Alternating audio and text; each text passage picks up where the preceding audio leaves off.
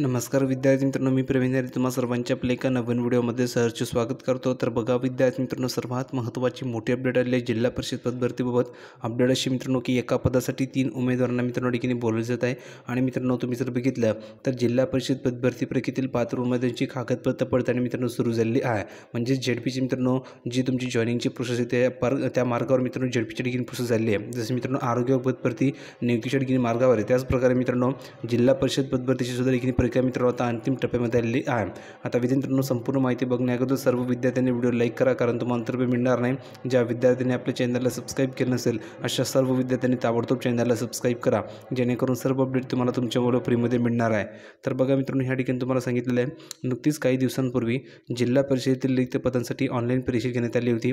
त्या परीक्षेचे निकाल जाहीर करण्यात आले असून सर्वाधिक गुणांनी मित्रांनो उत्तीर्ण झालेल्या पात्र उमेदवारांची निवड व वेटिंगमधील उमेदवारांची निवड करण्यात आली आहे। म्हणजेच काय, त्याचे पात्र उमेदवार आहे त्यांची निवड केली आणि जी वेटिंगवर जे उमेदवार आहे त्यांची सुद्धा देखील निवड करण्यात आली आहे। त्या अनुषंगाने मित्रांनो आज जिल्हा परिषदेमध्ये पात्र उमेदवारांना सेवेत घेण्यासाठी त्यांच्या कागदपत्रांची पडताळणी करण्यात आली आहे। म्हणजे जे विद्यार्थी निवड यादीमध्ये त्यांचं नाव आहे त्यांच्या ठिकाणी मित्रांनो डॉक्युमेंट व्हेरिफिकेशन या ठिकाणी झालेली आहे। जिल्हा परिषदेमध्ये कर्मचारी भरतीकरिता गुणानुक्रमे मित्रांनो उत्तीर्ण झालेल्या उमेदवारांची यादी ठिकाणी जाहीर करण्यात आली असून त्यातील पहिल्या टप्प्यामध्ये मित्रांनो कनिष्ठ अभियंता यांत्रिकी 2 पद आहे, रिंगमनचं 1 पद आहे, फिटरचं 1 पद आहे, विस्तार अधिकारी सांख्यिकीचे 3 पद आहेत, विस्तार अधिकारी कृषीचे 6 पद आहेत, लघुलेखक निम्न श्रेणीचे 1 पद आहे, लघुलेखक उच्च श्रेणीचे मित्रांनो 1 पद आहे, आरोग्य परीक्षेचे 2 पद आहेत। तसेच मित्रांनो वरिष्ठ सहाय्यक लेखा 6 पदांकरिता मित्रांनो सर्वाधिक गुणांनी उत्तीर्ण झालेल्या उमेदवारांच्या कागदपत्राची पडताळणी मित्रांनो आज जिल्हा परिषद सभागृहामध्ये करण्यात आली।